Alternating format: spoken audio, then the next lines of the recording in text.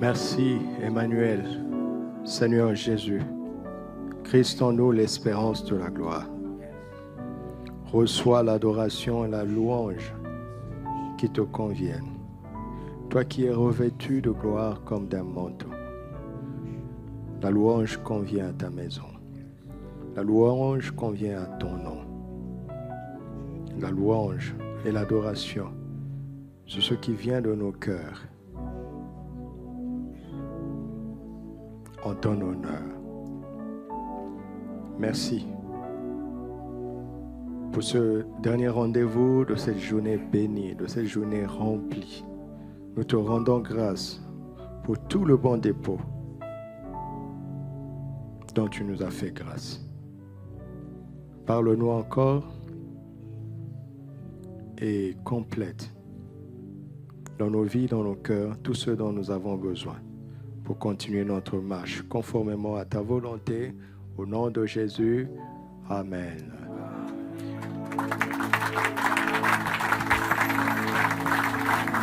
Amen. Des acclamations de vaillants ou bien de... Alléluia. Gloire à Dieu. Amen. Asseyons-nous dans sa présence. Je pense qu'on peut aérer un peu. Ouvrez, laissez passer l'air pour rafraîchir. Vous avez vu, je suis venu avec une seule page pour que ça ne soit pas long, afin qu'on vienne tout frais demain pour être béni encore demain. Amen. Nous saluons le frère Marco qui vient de Fès. Bienvenue mon frère. Le frère qui m'a écrit, le papa de Isaac, est-ce qu'il est là? Il n'est pas là? Ni de l'autre côté, dans l'autre salle? D'accord. C'est bon. Nous rendons grâce à Dieu et nous allons parler de comment la sagesse de Dieu pour désactiver Absalom. L'Absalom qui peut se retrouver en chaque héritier, en chaque fils de Dieu. Alléluia. Alléluia. Vous savez, il y a la compréhension de la doctrine, les choses que le Seigneur a déjà faites. En réalité, la chair a été déjà crucifiée. Quand vous lisez bien les épîtres, vous savez qu'à la croix, Christ a crucifié la chair, n'est-ce pas? Mais en même temps, il nous dit, marchez selon l'esprit et vous n'accomplirez pas les désirs de la chair. Comment se fait-il que la chair qui a été crucifiée, c'est-à-dire mise à mort, peut encore continuer à nous influencer? Le problème, c'est que nous ne devons pas lire la Bible avec un raisonnement intellectuel. C'est l'erreur que nous commettons. C'est-à-dire, quand on dit que la chair est crucifiée, si tu le comprends intellectuellement, tu dis que la chair ne peut plus influencer. Mais spirituellement, c'est différent. C'est-à-dire que la croix a dépouillé la chair de son autorité. Elle ne peut plus dominer. Si tu es né de nouveau, la chair ne peut pas te dominer. Mais cela ne veut pas dire qu'elle ne va pas te solliciter. Dieu a dit, dans le jour où tu en mangeras, tu mourras. Adam a mangé et il n'est pas mort. Si, il est mort spirituellement. Il est mort spirituellement, mais il est resté actif naturellement, allant vers la mort. Et ce sont ces choses-là qui parfois troublent les enfants de Dieu parce que nous voulons comprendre la parole de Dieu intellectuellement. Non, Dieu parle dans la dimension de l'esprit. La vérité est dans le domaine de l'esprit. Alléluia. Pourquoi la chair a été crucifiée? On nous dit encore crucifier la chair avec ses désirs et ses passions. Ça a été traduit en français. Si tu le lisais en grec, il n'y aura pas de confusion du tout. Ce que j'essaie de nous dire, c'est que Dieu, tu es né de nouveau, n'est-ce pas? Dieu est ton Père. Alléluia. Et Dieu, ton Père, est le roi des cieux. Si tu es son enfant, tu es son héritier. Sur la terre, tu es un fils du roi de rois. Est-ce que tu le crois? Maintenant, comme David a eu 2 fils majeurs, Absalom et Salomon, il y a en chacun d'entre nous, en tant que fils du roi de rois, le fils héritier, mais charnel, le fils héritier et spirituel. Maintenant, à partir de ce moment-là, choix nous revient. Quel genre d'héritier tu vas être en tant que fils de Dieu, sachant que Dieu, ton Père, est le roi des rois, le roi des cieux. Il a un royaume dans les cieux qui est manifesté sur la terre. Je dois donc apprendre à être un héritier à la manière de Salomon et à refuser d'être un héritier à la manière d'Absalom. Vous entendez? Vous entendez? Et c'est ça. Maintenant, les éléments de l'Ancien Testament sont là pour nous servir d'application. Et nous prenons ces faits divins dans le passé pour tirer des instructions, parce que ces choses ont été écrites pour nous servir d'instruction. Alléluia. Et pour nous servir d'exemple. Absalom, c'est le fils qui capte les mauvais côtés de ses pères. C'est ça, c'est étrange. C'est étrange. Dans sa croissance, il ne sélectionne que les mauvais côtés de son père et il les valide dans sa vie. C'est ça le problème. Vous savez, il y a des gens, si tu vis avec lui après un certain temps et que vous vous séparez et que vous vous revoyez quelques années plus tard, il va te raconter que les mauvaises choses que tu lui as faites. Il est incapable de sélectionner les quelques bonnes choses que tu lui as faites. Il y a des gens qui sont malades comme ça. Tu lui fais beaucoup de bien, il ne te dit pas merci. Mais le jour où tu lui fais la moindre petite chose, il réagit et te rappelle, il y a 37 ans, tu m'avais fait ceci. Il y a 23 ans et demi, tu m'avais fait cela. Mais entre-temps, je n'ai pas fait que du mal, puisque nous avons vécu ensemble. Si ce n'était que mal, tu serais parti. N'est-ce pas? Tu as hébergé quelqu'un pendant 3 mois et il y a eu un incident, vous vous êtes séparés à partir de l'incident. Mais il a oublié que pendant 3 mois, il a dormi dans ta chambre. Vous avez partagé beaucoup de choses. Nous devons refuser d'être comme ça. Dis à ton frère, refuse d'être comme ça. Enregistre les bonnes choses. Discipline-toi à enregistrer les bonnes choses. Et c'est ça le problème d'Absalom. Il capte les mauvaises choses. Si tu viens vivre avec moi, il y a des jours où je vais te blesser. Involontairement, je te promets que ça sera involontaire. Mais une faute reste une faute. Ça reste une faute.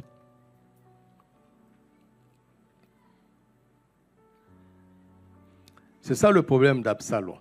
C'est ça son premier défaut. Son deuxième défaut, c'est que dans sa vie en tant que fils, il ouvre la porte aux mauvaises choses pour sa postérité. Je ne veux pas être ce genre de père. Alléluia. Je ne veux pas être ce citoyen du monde qui, après sa mort, tout le monde se réjouit. N'est-ce pas? Vous connaissez des gens comme ça, non? Quand ils meurent, les gens disent « Enfin, enfin ». Aucun enfant de Dieu ne doit vivre comme ça. On doit regretter son départ parce que son impact aura été positif. Alléluia. Alléluia. Donc, j'insiste pour que vous compreniez la pensée. Parce que la révolution paternelle passera par là. Il faut qu'il y ait un changement radical dans notre manière de vivre, de regarder nos ascendants, de sélectionner les éléments de notre histoire. Il n'y a pas que les mauvaises choses. Il faut qu'il y ait un changement dans l'héritage que nous allons léguer à nos enfants. Nous allons vivre de manière à fermer toutes les portes négatives. et à ouvrir, à laisser grandement ouvertes les portes de la grâce. Alléluia. Alors, comment désactiver cet Absalom? C'est David qui connaissait le secret. Et nous allons observer David ici. Nous allons observer David. Déjà, regardons 2 Samuel chapitre 14, versets 25 à 27. Lisons dans français courant. Regardez simplement, il dit, il n'y avait, dans tout Israël, il n'y avait personne d'aussi beau et d'aussi admiré qu'Absalom. De la plante des pieds au sommet de la tête, on ne trouvait aucun quoi? Waouh! Il n'y en a pas ici, hein? Heureusement. Si frère Absalom est ici, les vertueuses n'auront Dieu que sur... C'est pas vrai, les vertueuses sont préparées à ne pas marier sur l'apparence. Donc ne cherche pas à être... comment on les appelle même? Non, les acteurs, là, il paraît qu'il est le plus beau. George Clooney n'est pas plus beau que moi, c'est pas vrai. Toi, tu n'es pas sûr de toi, c'est ton problème. C'est ton problème. Pas besoin d'être George Clooney. De toute façon, c'est un danger que de plaire à beaucoup de femmes. Non, toi, tu veux pas, hein? Toi, tu veux plaire à beaucoup. Tu vas épouser une seule. Si tu plais à une seule, ça suffit. Hey, dites bien Amen. Non, si tu n'es pas très beau, soi-disant, il y a une qui te trouvera beau. C'est l'embarras d'Absalom. De la plante des pieds jusqu'à la tête, aucun défaut. Waouh! À la fin de chaque année, il se coupait les cheveux le 31 décembre. C'était un événement national parce qu'il devenait quoi? Trop lourd. Il pesait alors sa chevelure et elle faisait plus de 2 kilos. Vous dites que 2 kilos, c'est rien. Regarde, on va faire quelque chose. Quand tu vas rentrer ce soir, monte sur la balance, pèse-toi, et puis rase-toi, fais une boule à zéro, repèse-toi. Rien ne va changer.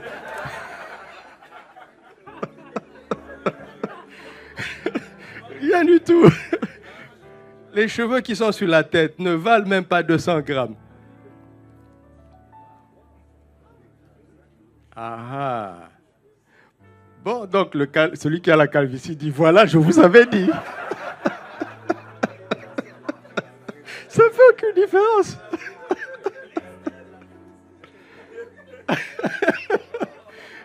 Il a lié l'esprit de la calvitie au nom de Jésus. C'est dans les racines de ton père. C'est dans les racines, ça là, c'est dans les racines de mon grand-père.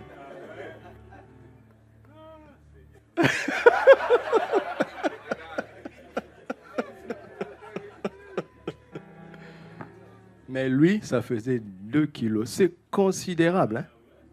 Si on nous rase tous ici, là, ça ne va pas faire 1 kilo. Et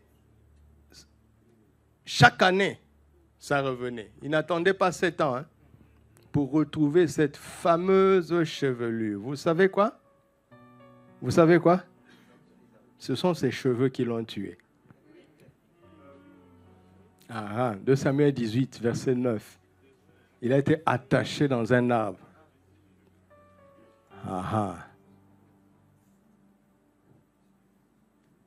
C'est ça. Son sujet de fierté, n'est-ce pas? C'était son cercueil sur sa tête, il ne savait pas. Il y a un homme de Dieu que j'aime beaucoup, je pense que c'est l'auteur chrétien que j'ai le plus lu, Dr. Miles Monroe.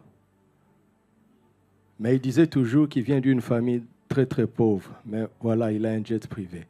C'était son cercueil. Il est mort dedans. Vous savez, non? Avec tout le respect qu'on a de lui, hein? Absolument. C'est l'auteur que j'ai le plus lu. dont j'ai le plus lu les ouvrages. À un moment donné de sa vie, pour montrer qu'il avait réussi, au lieu de brandir Christ, il brandissait son cercueil. Il ne savait pas que c'était son cercueil. Il ne savait pas. Je ne suis pas en train de dire qu'il est en enfer. Il ne faut jamais dans la vie que quelqu'un d'autre ou quelque chose que Christ soit ton élément principal de valorisation. Tu m'entends? Ses cheveux là, c'était son cercueil. C'est ça qui l'a tué. Mais ce qui est étrange, c'est que Absalom était parfait extérieurement. Il n'avait aucun défaut extérieurement jusqu'à ce que la parole de Dieu nous montre son cœur. Il n'y avait pas plus rancunier que lui en Israël. Tu ferais mieux de soigner ton intérieur beaucoup plus que ton extérieur. Vous m'entendez? L'extérieur n'est pas à négliger. D'accord? Mais les soins qu'on doit accorder à l'intérieur doivent être infiniment supérieurs aux soins extérieurs.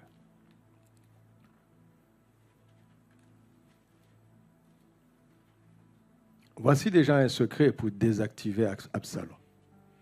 Se valoriser par l'intérieur beaucoup plus que par l'extérieur. Et ceux qui ne sont pas encore mariés, la sœur en qui tu dois te fier le plus, c'est celle qui croit en toi, quand tu n'es rien du tout. Vous m'entendez? Vous m'entendez? J'ai testé la sœur Arlette avant de lui parler. J'habitais un studio où il n'y avait rien du tout. C'est-à-dire, ma chambre avait la taille de ce tapis-là. Ma chambre était tellement petite qu'on ne pouvait pas mettre un lit de place. J'avais tellement rien que je n'avais pas besoin d'une valise. Quand tu entrais dans ma chambre, tu voyais tout ce que je possédais, c'est-à-dire un lit, une place, une table et une chaise, parce que ça c'est très important pour moi. Avoir une table et une chaise, je préférais avoir une table et une chaise et dormir sur une natte que d'avoir un lit douillet et de ne pas avoir de table. Et j'avais une penderie où il y avait 2 pantalons et 3 chemises. Tu ouvres ma chambre, tu vois tout ce que je possède. Et le jour où j'ai voulu lui parler, elles sont venues à plusieurs. J'ai ouvert ma porte exprès pour qu'elles comprennent que je n'ai rien du tout. Et elle avait compris. Et c'est dans ces conditions-là qu'elle m'a dit oui. Parce qu'elle croyait en moi. Tu m'entends? Tu m'entends? Vous savez, le véritable amour procède toujours par la foi. Parce que tout ce qui repose sur ce qui est déjà acquis, on n'est pas sûr que c'est de l'amour. Parce que ça fonctionne avec la vue. Pour que la foi soit agissante, il faut qu'il y ait l'amour. Galates 5, 6. Autrement dit, quand il n'y a pas l'amour, la foi ne sait pas sur quoi s'appuyer. Donc la fille qui croit en toi, c'est celle qui t'aime vraiment.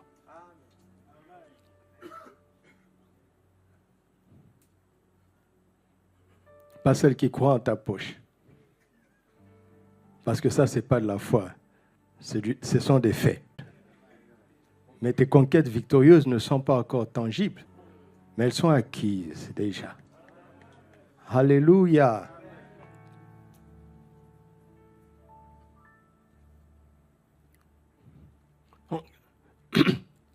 Et un autre défaut d'Absalom, c'est qu'il Il gérait mal les souffrances de la vie. Les trahisons, les injustices. Parce que quand Amnon, leur frère aîné, a abusé de sa sœur préférée Tamar, David n'a rien dit. C'est injuste, n'est-ce pas? Il gérait mal ça. Hé! Apprends à bien gérer les souffrances de la vie. Tu m'entends? Tu vas développer de l'hypertension pour rien. Quelqu'un est méchant, il t'a insulté, on t'a fait connaître l'injustice, il dort. Toi, tu as de l'insomnie. Est-ce que c'est normal?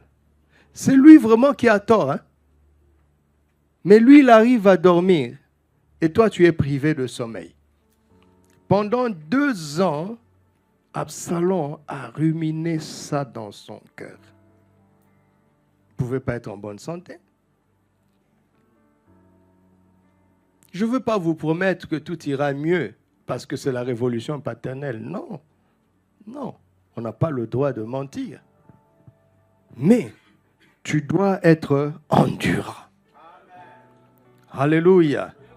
Alléluia. J'ai beaucoup d'admiration pour mon père à cause de cela. Mais la quantité de coups que cet homme a pris, il a 78 ans, il est sur pied, en bonne santé, toujours joyeux. Waouh! Waouh! Et nous prétendons que nous sommes remplis du Saint-Esprit, grincheux.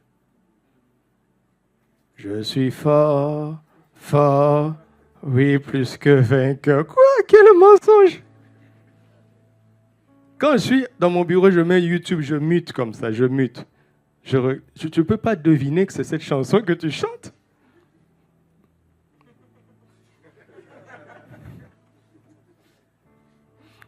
Dieu est la source de ma joie.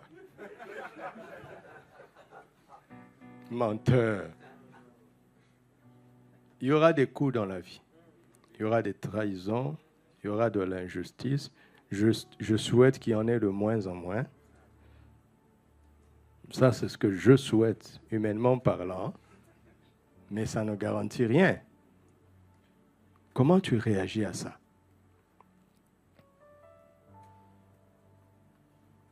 Dans ma petite vie, là, si je raconte certaines choses, c'est étrange.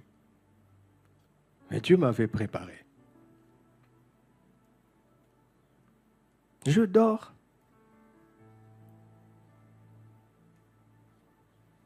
Et quelqu'un peut te faire du tort et il prospère. Tu dis, mais Dieu, tu n'es pas juste.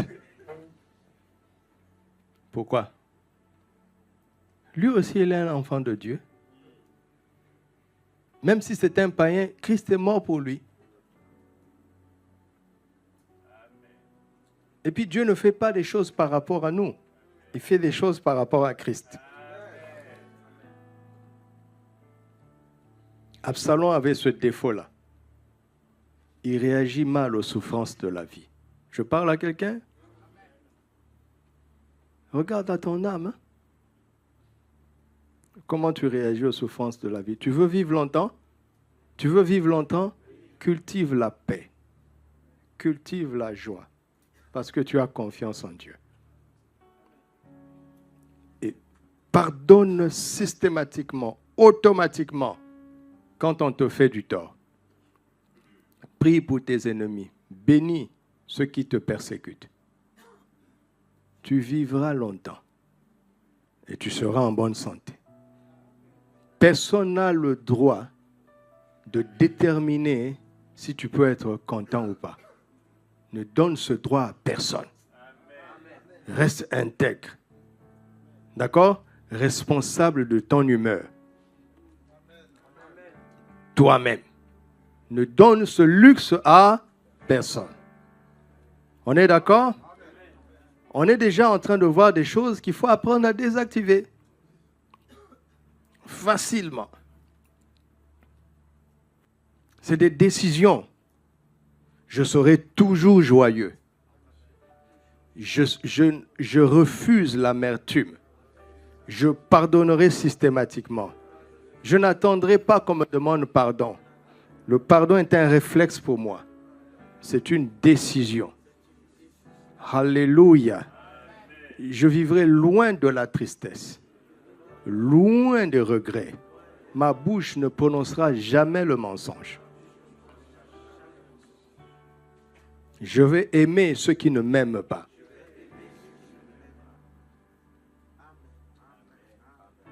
Alléluia. Alléluia. Voici des choses simples comme ça. Dans cette phase de ma vie, je n'arrive plus à prêcher autre chose. Je ne sais pas qu'est-ce que Dieu va faire dans les mois qui viennent, mais là où je suis là, je ne peux pas faire autrement.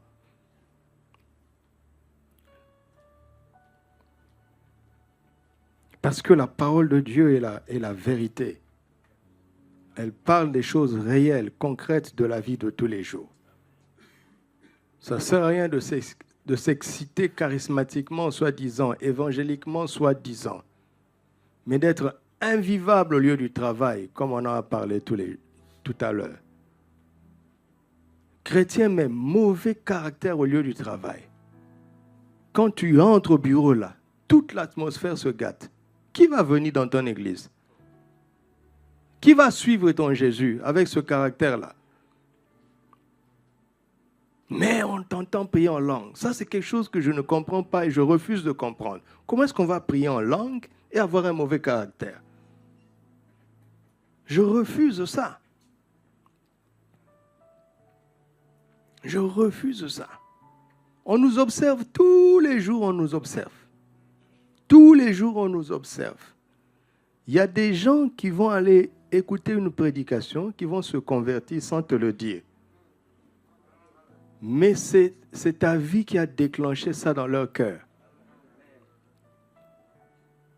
Il y a des gens qui vont s'endurcir à cause de toi sans te le dire. Je ne souhaite pas, je ne te le souhaite pas. C'est ça être chrétien. C'est ça être chrétien. Quand j'atterris dans mon pays, j'ai envie d'effacer sur mon passeport la mention pasteur.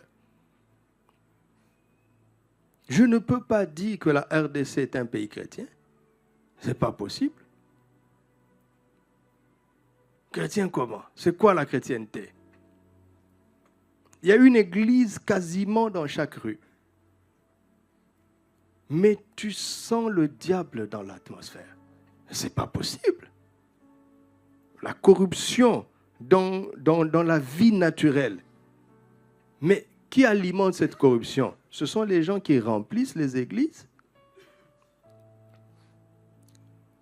Je parlais dernièrement à mes parents, disaient il y a beaucoup d'embouteillages à Kinshasa. Je dis mais au moins le dimanche, parce que je pense à eux quand ils vont au culte, je dis au moins le dimanche, vous êtes exempt de ces embouteillages. Et là, ils ont dit non, tout le monde va à l'église à Kinshasa. Quoi? Tout le monde va à l'église. Hein? Mais l'air, on ne sent pas Christ dans l'air. Ça ne va pas. On doit changer ce qu'on prêche. N'est-ce pas? Nous sommes en train de défigurer Christ. Ce n'est pas bon ça. Tout ça, ça fait partie de la révolution que nous allons provoquer. Par la grâce de Dieu. Alléluia. Alors, comme je vais être court, je nous prie de nous lever ensemble. On va lire militairement une longue portion. Et je vous inviterai à noter les points parce que vous serez responsable d'aller prier pour cela vous-même. Alléluia. Vous avez compris? Donc, pour le moment, laissez vos notes, prenez la Bible.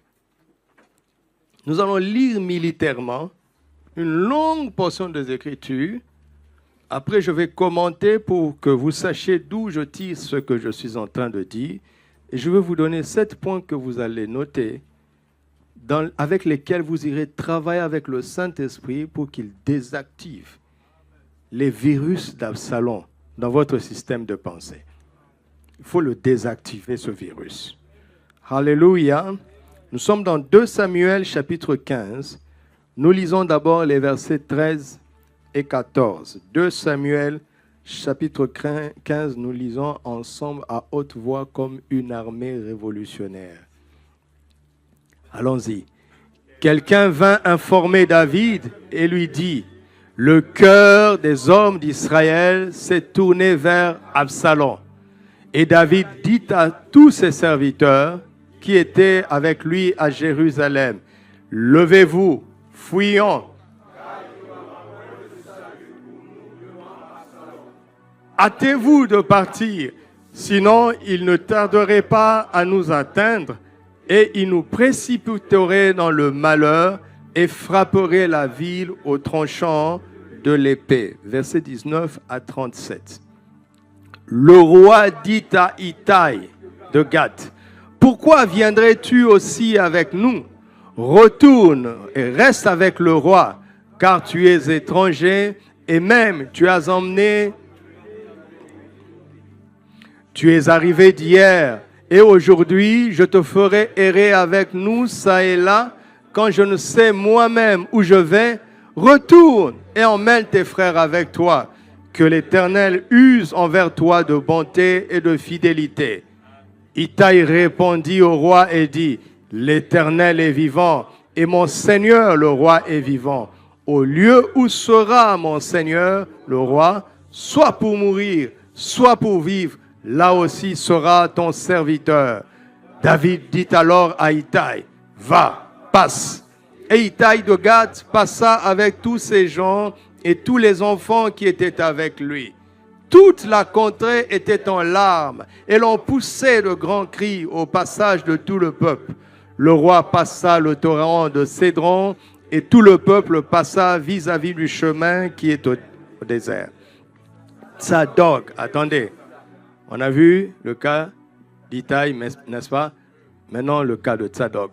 Tsadok était aussi là, avec lui, tous les Lévites portant l'arche de l'alliance de Dieu. Et ils posèrent l'arche de Dieu, et Abiathar montait pendant que tout le peuple achevait de sortir de la ville. Le roi dit à Tsadok, « Reporte l'arche de Dieu dans la ville. Si je trouve grâce aux yeux de l'Éternel, il me ramènera et il me fera voir l'arche et sa demeure. Mais s'il dit, je ne prends point plaisir en toi, me voici, qu'il me fasse ce que lui semblera bon. » Le roi dit encore au sacrificateur Tsadok, « Comprends-tu? Retourne en paix dans la ville, avec Achimaat ton fils, et avec Jonathan, fils d'Abiatar, vos 2 fils. Voyez, j'attendrai dans les plaines du désert jusqu'à ce qu'il m'arrive de nouvelles de votre part. » Attendez un peu. Vous voyez, David opère dans 2 dimensions en même temps. Il y a la réaction naturelle, mais il est plein de révélations. Il lui dit, comprends-tu? Même en fuyant, il est déjà en train de mettre en place une stratégie. Ainsi, Tsadok et Abiathar reportèrent l'arche de Dieu à Jérusalem et ils y restèrent. David monta la colline des Oliviers. Il montait en pleurant et la tête couverte. Il marchait nu-pieds et tous ceux qui étaient avec lui se couvrirent aussi la tête et ils montaient en pleurant. On vint dire à David, Achitophel, parmi les conjurés. Et David dit, ô Éternel, réduis à néant le conseil d'Achitophel.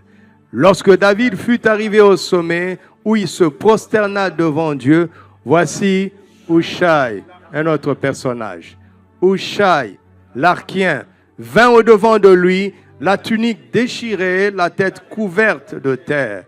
David lui dit, si tu viens avec moi, tu me seras à charge. Et au contraire, tu anéantirais en ma faveur les conseils d'Achitophel. Si tu retournes à la ville et que tu dises à Absalom, ô roi, je serai ton serviteur. Je fus autrefois le serviteur de ton père, mais je suis maintenant ton serviteur. Les sacrificateurs, Tsadok et Abiathar, ne seront-ils pas là avec toi? tout ce que tu apprendras de la maison du roi, tu le diras au sacrificateur Tsadok et Abiatar. Et comme ils ont là auprès d'eux leurs 2 fils, Achimaad, fils de Tsadok, et Jonathan, fils d'Abiatar, c'est par eux que vous me ferez savoir tout ce que vous aurez appris. Il est fort, hein? Il est fort. Dans la fuite, dans les pleurs. Hein? Mais, Hushai, ami de David, retourna donc dans la ville et Absalom entra dans Jérusalem. Faites attention à quelqu'un qui a une apparence de faiblesse. Hein? Vous ne savez pas ce qu'il est en train de faire. Chapitre 16. Vous êtes encore fort, non? Ici, on lit tout le chapitre. Lorsque David eut un peu dépassé le sommet, voici Tsiba, quelqu'un d'autre. Tsiba, serviteur de Méphibosheth, vint au-devant de lui avec 2 ânes bâtés, sur lesquels il y avait 200 pains, 100 masses de raisins secs, 100 fruits d'été et une outre de vin. Ça, c'est un clin d'œil de Dieu. Un clin d'œil. David et Dieu se comprennent là. Les gens ne comprennent pas tout, mais lui, eux, ils se comprennent. Le roi dit à Tsiba, « Que veux-tu faire de cela ?» Et Tsiba répondit, « Les ânesses serviront de monture à la maison du roi, le pain et les fruits d'été sont pour nourrir les jeunes gens, et le vin pour désaltérer ceux qui seront fatigués dans le désert. » Le roi dit, « Où est le fils de ton maître ?» Et Tsiba répondit au roi, « Voici, il est resté à Jérusalem, car il a dit, « Aujourd'hui, la maison d'Israël me rendra le royaume de mon père. » Méphibosheth est le fils de Saül, que David avait béni, à qui David avait fait du bien. Regardez comment il est fou. Tu penses qu'Absalom va te rendre ton royaume? Verset 5. Non? C'est ça, non? On n'a pas encore lu ça. Hein? Le roi dit à Tsiba, « Voici... »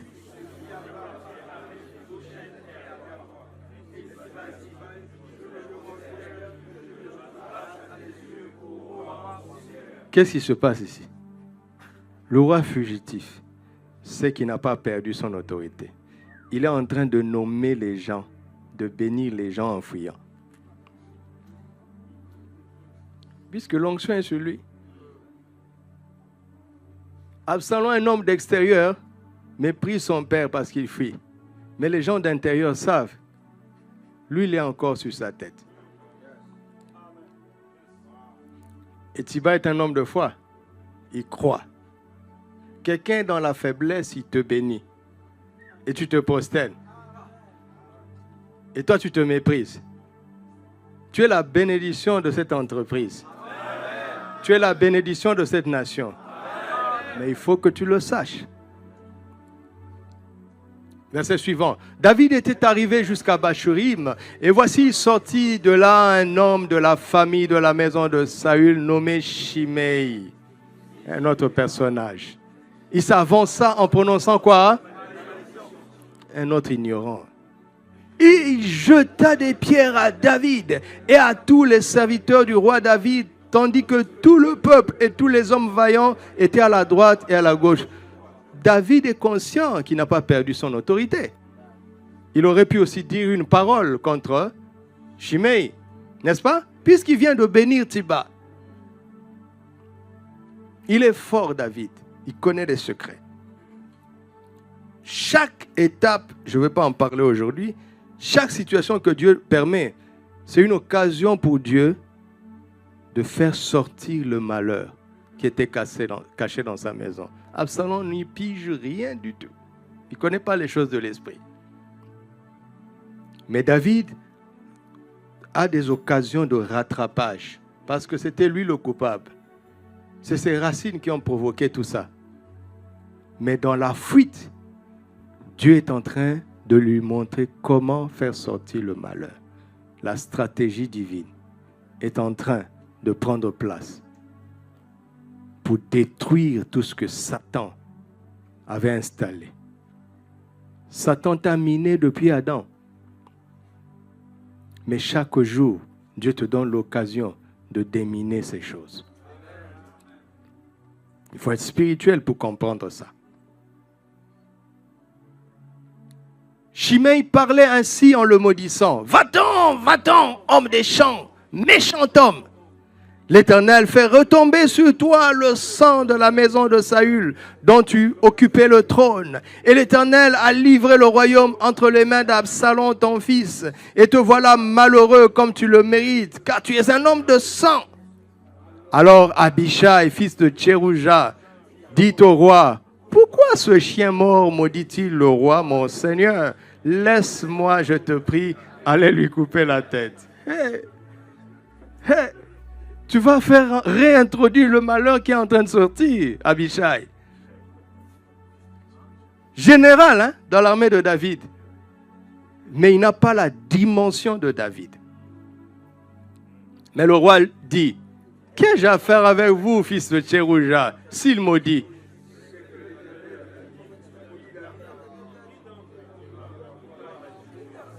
Regardez comment il pense. Regardez là où il se trouve. Regarde là où il se trouve. Il est en train d'impliquer Dieu. C'est une manière de dire, tu lui as permis de maudire Dieu. Dieu ne se réunit pas. Dieu dit jamais, c'est pas moi. Et là, Dieu commence à remuer sur son trône. Il faut que j'agisse. David sait comment activer les grâces de Dieu et désactiver Absalom. Il est en train de fuir, j'insiste, hein. Il est en train de désactiver en fuyant. Tu ne vas pas désactiver quand tu auras réussi, selon les hommes. C'est maintenant que tu désactives. C'est pour ça que tu réussiras.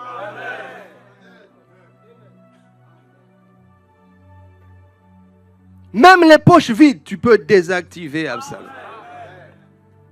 Et tu finiras par avoir ce qu'il faut dans tes poches. Ne renversez pas la foi.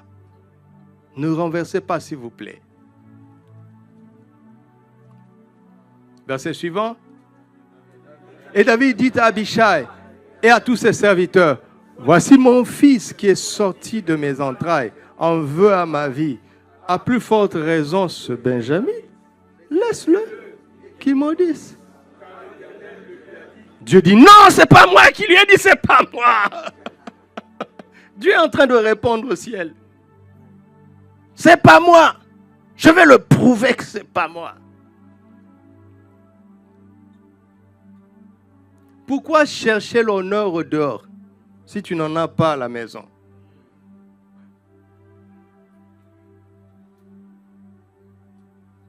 David a compris ses erreurs. Il est en train de rectifier les tirs.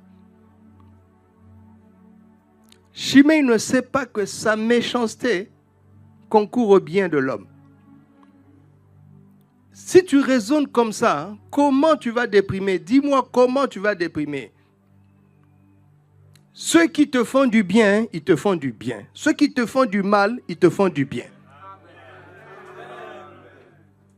Et parfois, il y a des gens qui te feront du mal en te faisant apparemment du bien. Il faut avoir l'œil. Parce que Satan est rusé.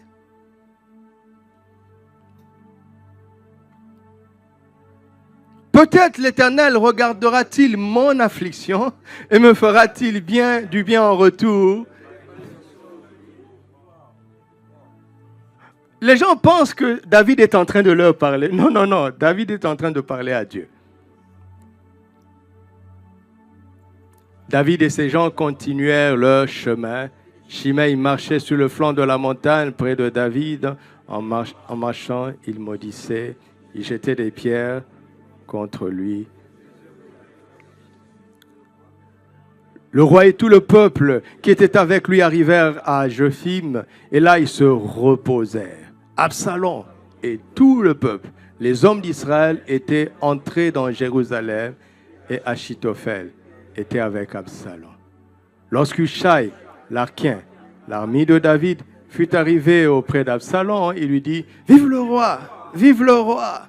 Et Absalom dit à Hushai, « Voilà donc l'attachement que tu as pour ton ami. Pourquoi n'es-tu pas allé avec ton ami ?» Hushai répondit à Absalom, « C'est que je veux être à celui qu'ont choisi l'Éternel et tout ce peuple et tous les hommes d'Israël, et c'est avec lui que je veux. » Quelqu'un a trahi son ami. et tu vas lui faire confiance. Absalom est bête. Il a trahi son ami. Et tu penses qu'il va être fidèle. L'immaturité d'Absalom éclate ici. Quand il accepte Hushai, alors que c'était une stratégie de son père.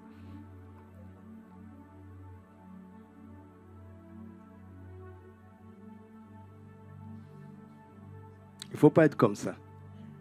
Aimer les gens parce qu'ils détestent ce que tu détestes. C'est pas bien. Tu comprends? C'est pas bien. D'ailleurs, qui servirai-je? Ne sera-ce pas son fils? Comme j'ai servi ton père, ainsi je te servirai. Absalom dit à Achitophel, consultez ensemble. Qu'avons-nous à faire? Oui, il est naïf. Il est naïf. Attention, la jeunesse. Les vieux sont forts, hein? Ah, soyons prudents, hein? Vous connaissez le vieux prophète et le petit prophète, non? Reste humble. Même quand tu commences à faire des exploits, reste humble. Les vieux sont dangereux. Enfin, ils peuvent être dangereux. Et Achitophel dit à Absalom, va vers les concubines. Ça, on ne lira pas ça. Ça, on en a déjà parlé, n'est-ce pas? Chapitre 17. S'il vous plaît. On continue la lecture, n'est-ce pas? Achitophel dit à Absalom, laisse-moi choisir 12 000 hommes, je me lèverai et je poursuivrai David cette même nuit. Je le surprendrai pendant qu'il est fatigué et que ses mains sont affaiblies. Je l'épouvanterai et tout le peuple qui est avec lui s'enfuira. Je le frapperai le roi seul. Et je ramènerai à toi le peuple. La mort de l'homme à qui tu en veux assurera le retour de tous et tout le peuple sera en paix. Savez-vous qu'ici, Achitophel a raison? Mais il a toujours en voulu à David d'avoir fait subir à sa petite fille Bathsheba cette honte. Il se sert maintenant d'Absalom pour sa vengeance. Les gens peuvent se servir de vous, n'est-ce pas? Il y a des élections dans un grand pays. Il y a un monsieur qui ne fait pas de la politique, n'est-ce pas? Et qui contrôle le monde de la tech. Et il s'est prononcé pour un des candidats, promettant 45 millions de dollars par mois. Et même il vient de faire une interview sur un réseau social qui a été vu par 1 milliard de personnes. Déjà, il a gagné de l'argent. Il est en train de se servir du gars là. Jusqu'en novembre, ça fait combien de mois? 3 mois. 45 fois 3, ça fait combien? Ne prie pas en langue. C'est loin de 1 milliard. Et puis, on demande à un journaliste, mais pourquoi il se mouille comme ça, hein? Et si son candidat ne gagne pas? Il dit non, déjà il a des intérêts. Parce que ce candidat-là va faire passer beaucoup de ses idées. Donc il ne le fait pas pour le candidat. Il le fait pour lui-même. Et même si le candidat-là ne gagne pas, il est inaccessible. Il est puissant. Mais il veut être plus puissant et il se sert. Je suis en train de faire ça exprès. Parce qu'on rencontre ça dans la vie. On rencontre ça dans la vie.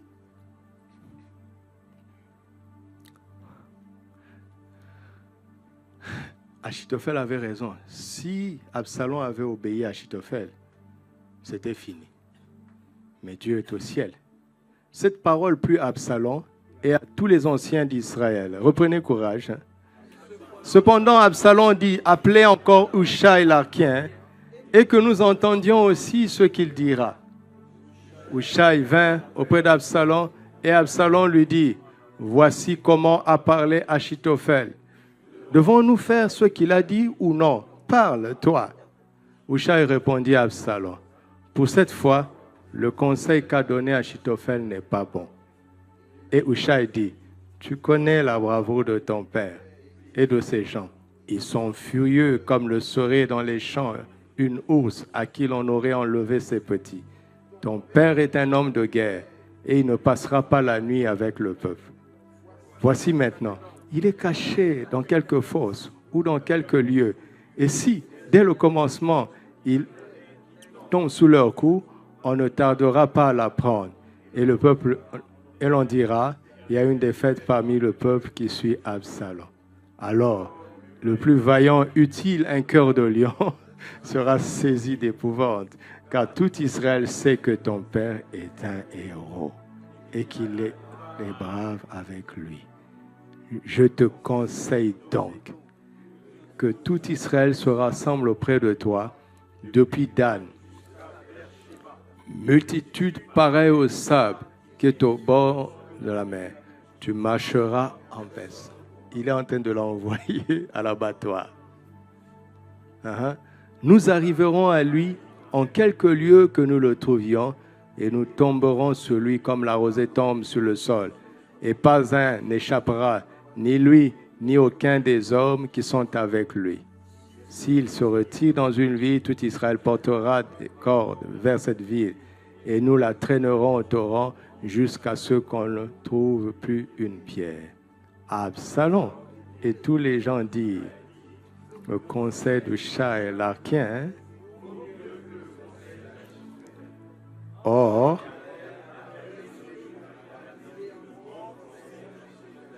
afin... Attends, reviens. Or quoi?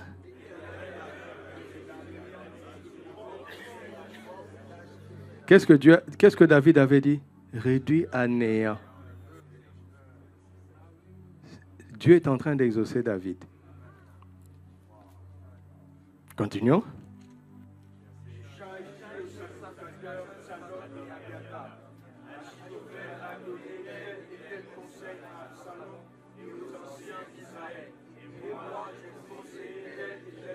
On s'arrête là. Oui, ça c'est les renseignements maintenant. C'est foutu. Ton plan est dans les mains de ton adversaire. C'est foutu. Absalom est foutu. Trouve-moi le verset où Achitophel va se suicider. C'est dans le chapitre là. Achitophel, voyant que son conseil n'était pas suivi, cela son âne est parti pour s'en aller chez lui dans sa ville. Il donna ses ordres à sa maison et il...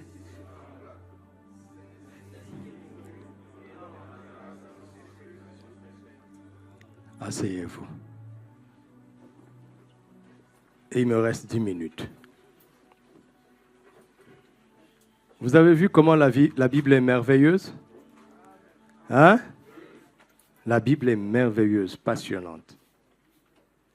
Achitophel, on dit que son conseil avait la même valeur que la parole de Dieu. Donc, il n'était pas habitué à ce qu'on lui dise non.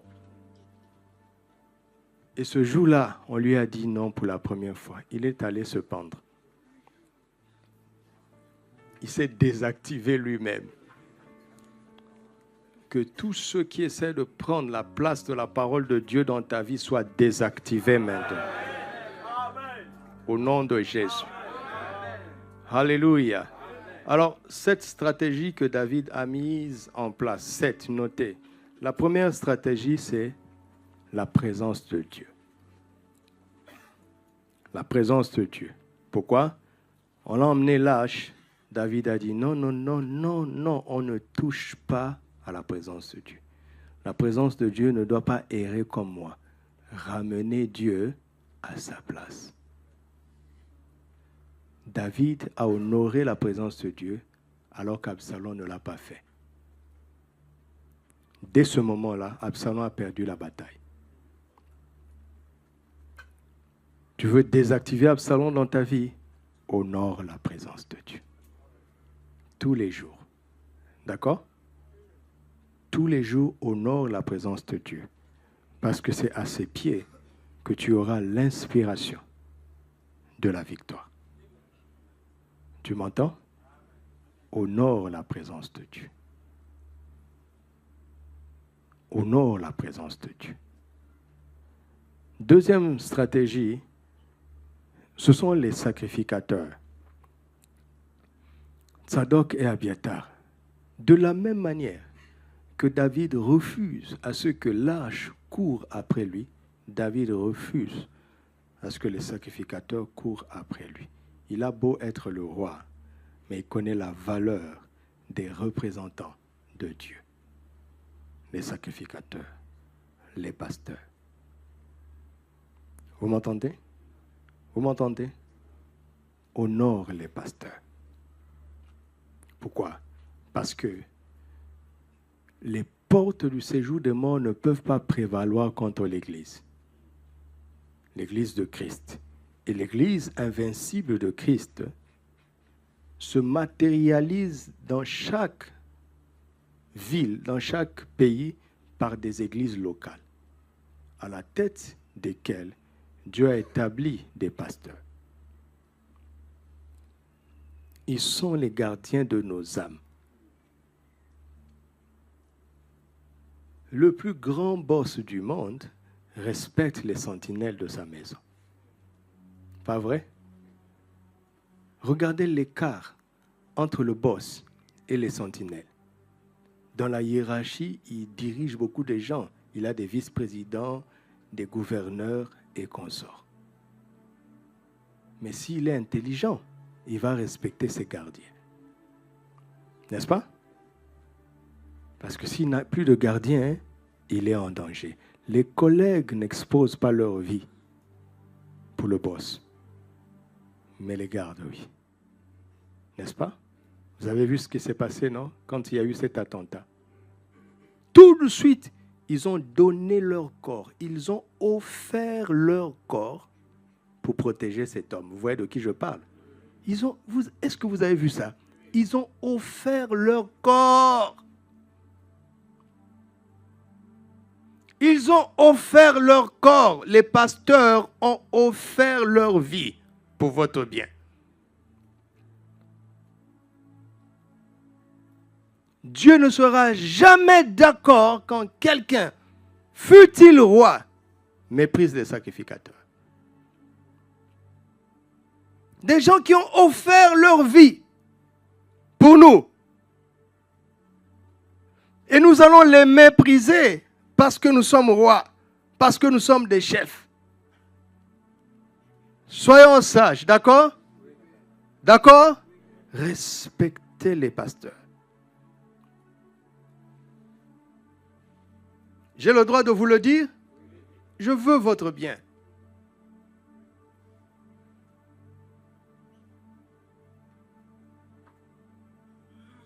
Si un pasteur te lâche, tu n'es plus couvert. Vous ne savez pas ça? Vous ne savez pas ça? L'Absalom, c'est ce chrétien qui ne connaît pas la valeur des pasteurs. Il ne connaît pas la valeur de l'église locale. Il ne connaît pas la valeur des autorités spirituelles. Il y a même dans l'église aujourd'hui des gens qui dirigent les pasteurs parce qu'ils ont de l'argent. Mais ces pasteurs-là doivent démissionner. Ça veut dire qu'eux-mêmes, ils ne connaissent pas leur valeur.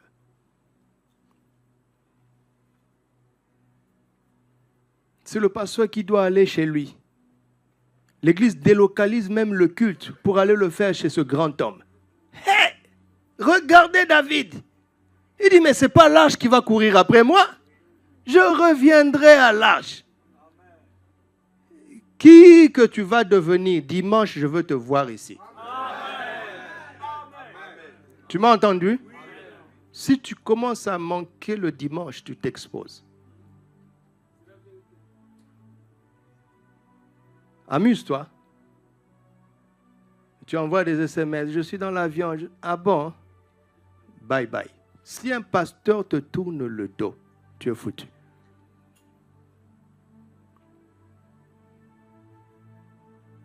Il peut être plus jeune que toi.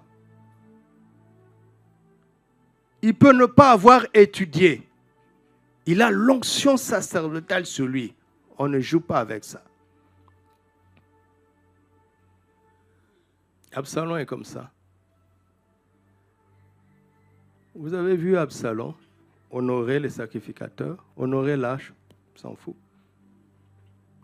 C'est les conseils qui sont importants pour lui, les consultants, les conseils en stratégie, ceux qui ont des management en, comment on dit ça? En gestion de risque. C'est ça que vous dites, non? Tu as prévu la COVID?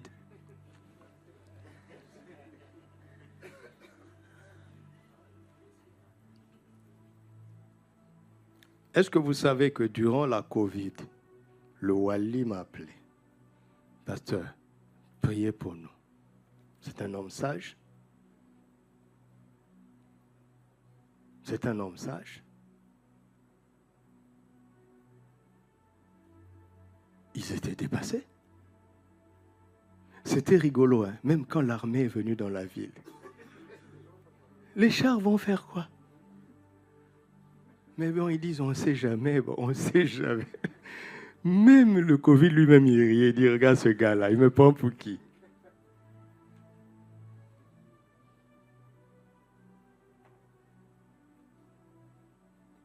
Ils sont établis ici, là. Le ciel les reconnaît.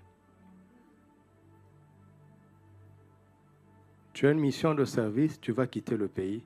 Tu es allumé, hein? Appelle Père Cyril. Ne prends pas l'avion sans lui dire. Je ne te demande pas de lui demander l'autorisation si tu vas voyager. Non, on n'est pas des gourous. D'accord? Mais si seulement il pense à toi, c'est une prière. Vous savez ça? Combien de gens à qui j'ai dit bonjour, après ils m'ont écrit merci beaucoup, j'étais en danger. J'ai écrit seulement bonjour. Il est venu dans mon esprit. Si je ne te connais pas, tu viendras dans mon esprit comment? Hein?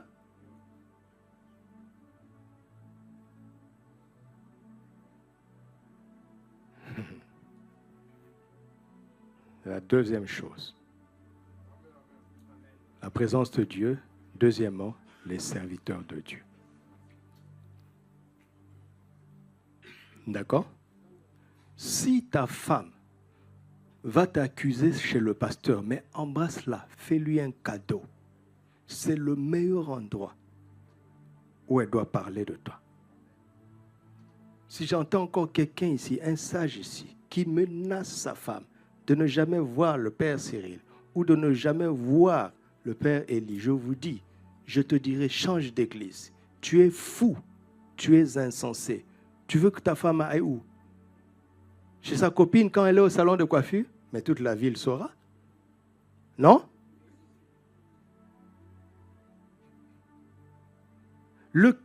Être pasteur, c'est un cœur. C'est un mystère.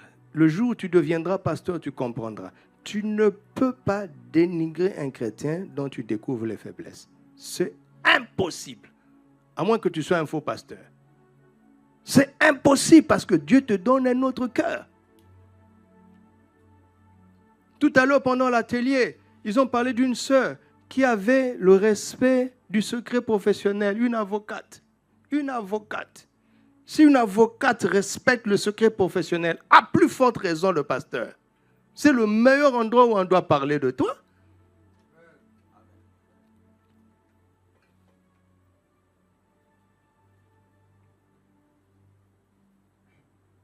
Troisièmement, la force spirituelle de l'amitié. David avait un ami, n'est-ce pas? Il s'appelle qui? Hushai. Oh, enfin il a été comblé de l'absence de Jonathan. Vous vous souvenez du matin, n'est-ce pas? Les femmes n'ont pas pu combler le vide. Mais ta femme peut être ton amie. D'accord? Même elle doit être ton amie. Mais si tu es polygame, aucune de ces femmes ne sera ton amie. Ce n'est pas possible. C'est juste pas possible. Donc, David n'a pas trouvé d'amis parmi ces femmes-là à cause de la polygamie. Mais dans leur faiblesse, Dieu l'a aidé. Il a eu Hushai. Regarde Hushai, comment il a risqué sa vie pour David. Si Absalom avait découvert l'intrigue, on le décapite tout de suite, mais il était prêt à mourir pour son ami.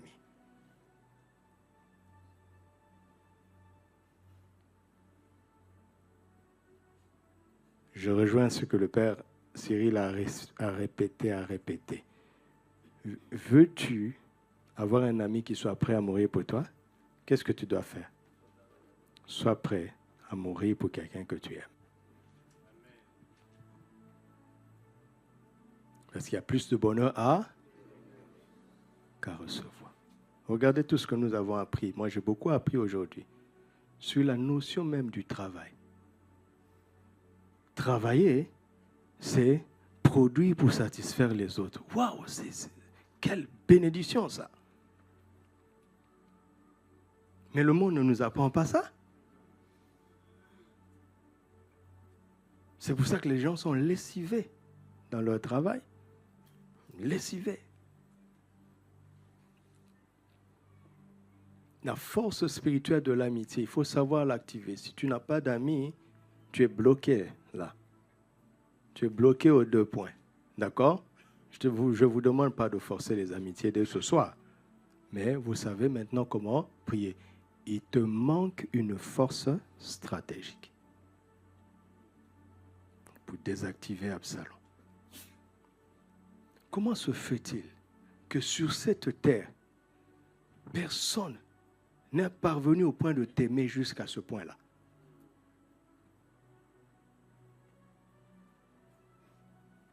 Tu dois pleurer sur toi.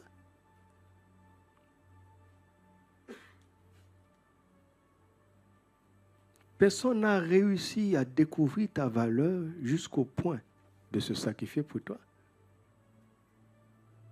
Oh non, mais moi, j'aime pas les amis. Oui, on peut me trahir. Ah, tu vois, c'est Absalom, non? Ça veut dire que tu as un problème de pardon. Oh non, mais on va être trahi avant. Oui, d'accord. Tu as résumé le monde à cet incident du passé? Hein? Il faut activer la force spirituelle de l'amitié. Vous avez noté? Vous êtes intelligent, non? Complétez maintenant les versets sur l'amitié. Si je devais vraiment enseigner, je développerais. Mais je vous rends responsable. 4e, la force stratégique du conseil.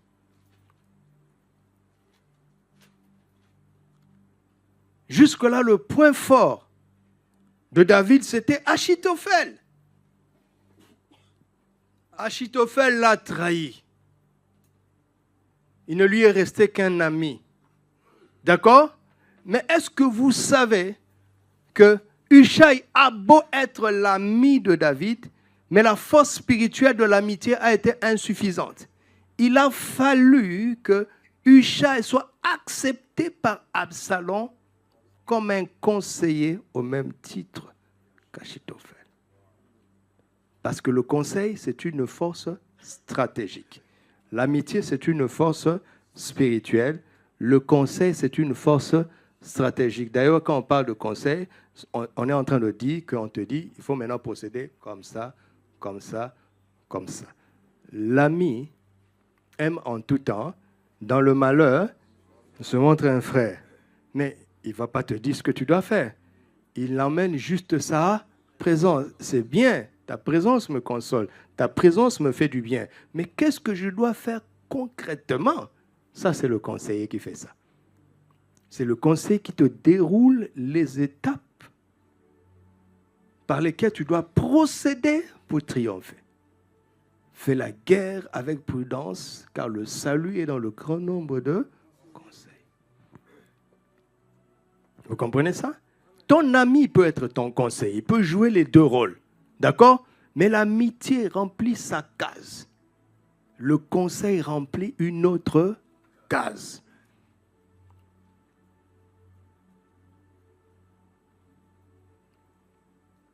David était en train d'activer tout ça.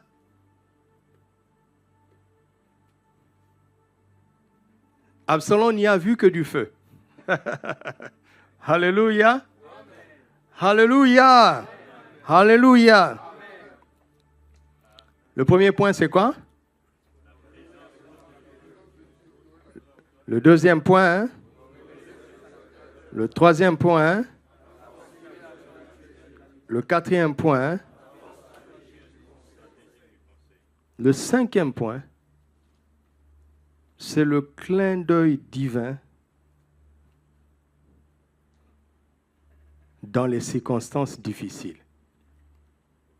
Tu sais, quand tu veux t'en sortir, quand tu veux tellement t'en sortir, tu deviens incapable d'apprécier les petits cadeaux de Dieu sur la route. Et ça, c'est Tiba. Tiba est venu avec de la provision. Il n'est pas venu avec la solution. N'est-ce pas? Il est venu avec la provision. Tu ne vas pas me dire que de temps en temps, Dieu ne t'envoie pas des clins d'œil? Hein? Mais nous devons développer la capacité d'apprécier les petites choses de Dieu en attendant les grandes. Dieu aime ça. D'accord? Dieu aime ça. Alléluia.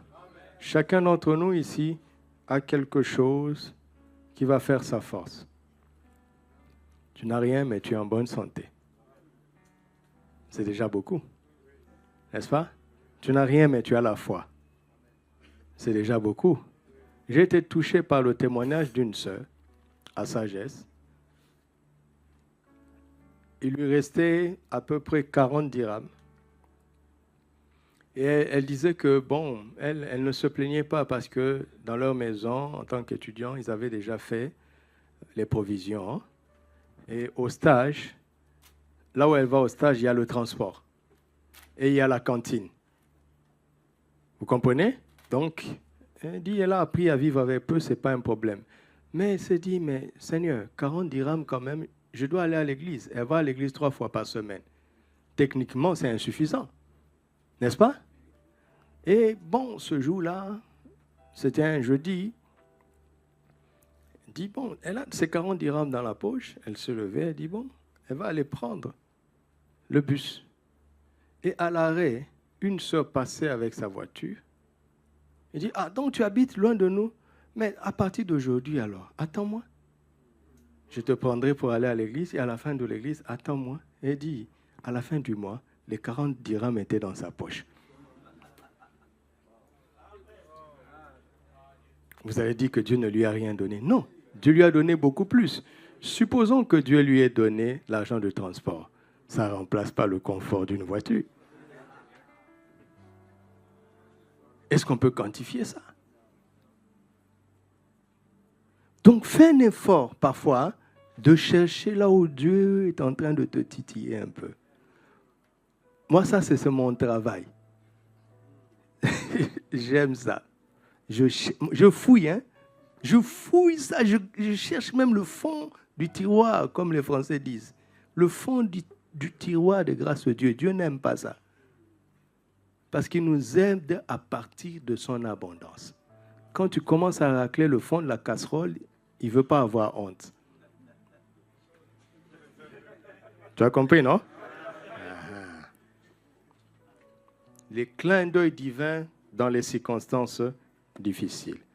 6e, c'est une combinaison extraordinaire. L'amour, la foi, l'humilité et l'autorité. David n'a jamais regardé Absalom comme son ennemi.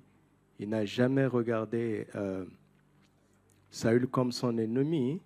Il n'a jamais regardé Shimei qui l'insultait comme un ennemi. N'est-ce pas? Et il avait foi. Vous voyez, dans ses paroles, il y a toujours la foi. Il revient à Dieu. Et il était humble. Se laisser insulter alors qu'il a des gardes, pas présidentiels, royaux avec lui, qui pouvaient décimer ce Shimei. Il dit, mais non, s'il me maudit ce que Dieu a permis. Il est resté humble, tout roi qu'il était. Mais dans cette humilité-là, il exerçait son autorité. Il a béni Tsiba, n'est-ce pas? Il a élevé Tsiba au-dessus de son maître, par une seule parole. Il connaissait son autorité. Tu m'entends? Tu m'entends?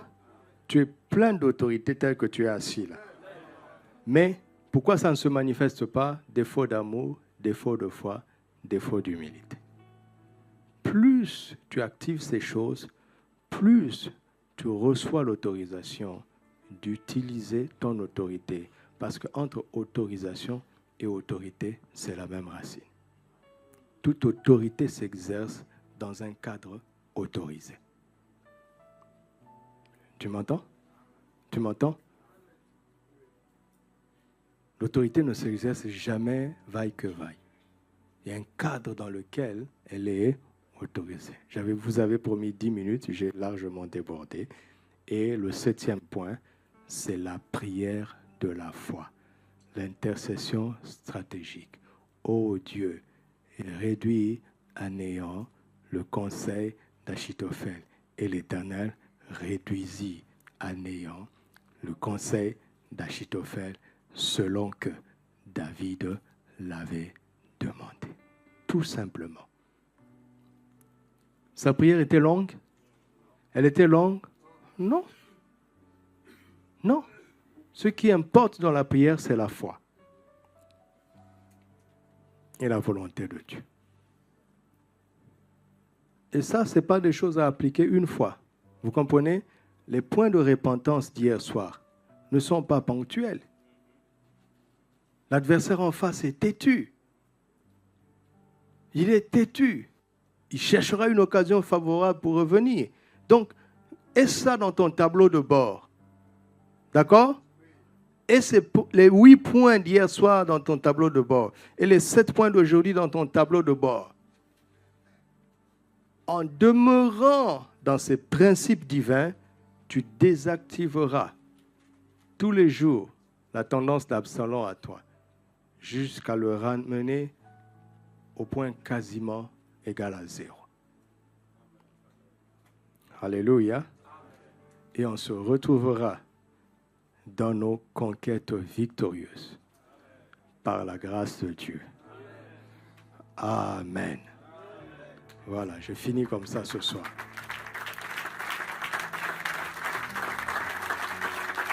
Gloire à Dieu. Levons-nous, prions en langue un moment. Si tu as la grâce de prier en langue, prie en langue. Sinon, prie avec ton cœur, tout simplement. Prions en langue un moment.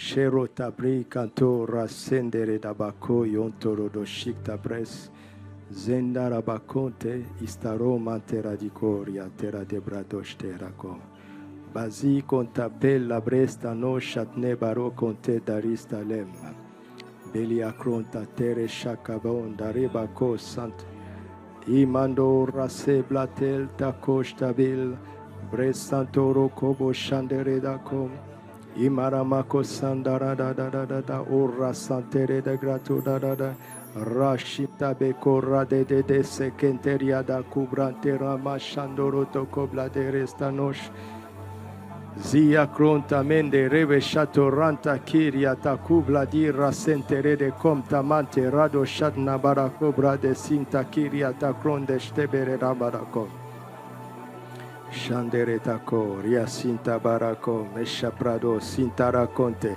ezendira toblade, kestelera rodo boshikra tentaradagom, liakto cobrista mentaradago delestelim, ozia contabli rasendere de bacol, oshim tamande rete coria tibandera to satere de branoshtalim, rete kado shakaderanta cobra terende shadaradada. Mokante Prédéricabo Chanderetako. Autant que possible, tenons-nous la main 7 à 7, autant que possible. Et le dernier groupe, si vous n'êtes pas au nombre de 7, ce n'est pas grave. Faisons des groupes, des mini-groupes de 7 et de 7 et de 7 et de 7. Distribuez-vous les 7 points. Chacun sera responsable de prier pour un seul point. Pour nous tous. Hein. Quand vous priez pour nous tous. Distribuez-vous les 7 points, ils sont sur l'écran. Parlez-vous.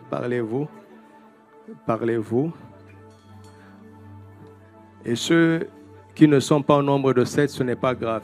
Prenez les points selon le nombre que vous êtes. Selon le nombre que vous êtes. Amen. Alléluia. Alléluia. Alléluia. Patrick, prends le micro, tu vas chanter pendant que nous serons en train de prier. Chante le cantique qui te vient à l'esprit simplement pendant que nous serons en train de prier. Alléluia. Prions maintenant. Là, on prie en français maintenant. Hein? Prions en français selon le point qui t'a été imparti.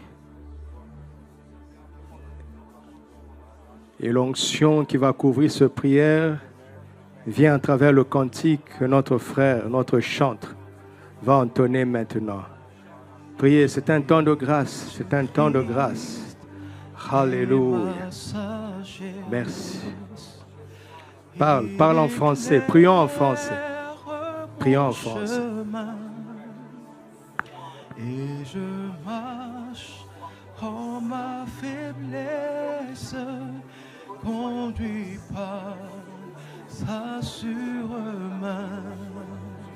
Jésus-Christ est ma sagesse, il éclaire mon chemin. Et je marche en ma faiblesse, conduit par sa sûre-main. Tu éclaires mon chemin, tu éclaires mon chemin, et je marche en ma faiblesse, conduit par merveilleux Seigneur, merveilleux Seigneur, merveilleux Seigneur, merveilleux Seigneur. Rejoins-nous notre frère, chantons ce cantique.